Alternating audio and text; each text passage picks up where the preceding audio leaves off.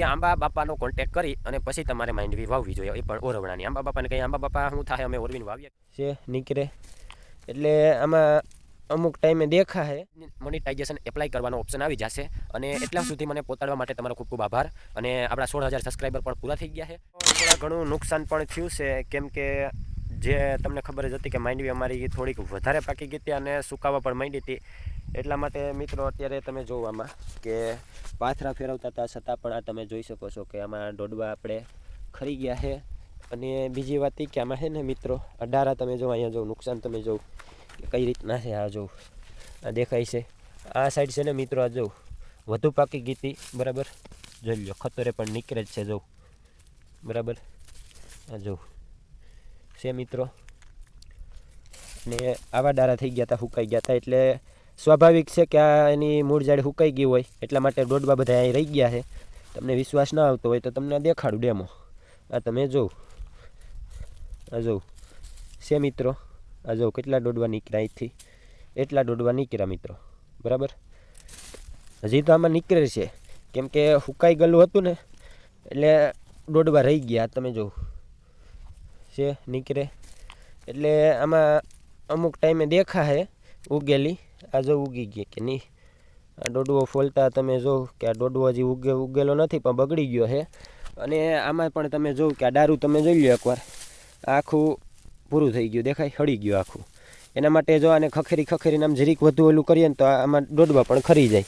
આ જોઈ લો અહીંયા આ જગ્યા ઉપર હતા અત્યારે એટલા દોડવા તમે નીકળ્યા જવું. તો મિત્રો આવી જ રીતના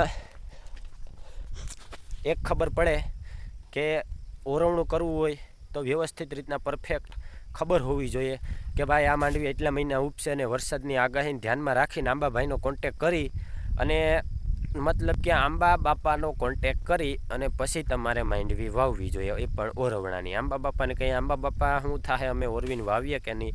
જો આંબા બાપા કહીને કે દીકરાઓ તમે વાવો જાઓ, વરસાદ તમને નહીં નડે તો હોવાય, બાકી વાવણી કરાય, ઓરવાય નહીં બરાબર મિત્રો.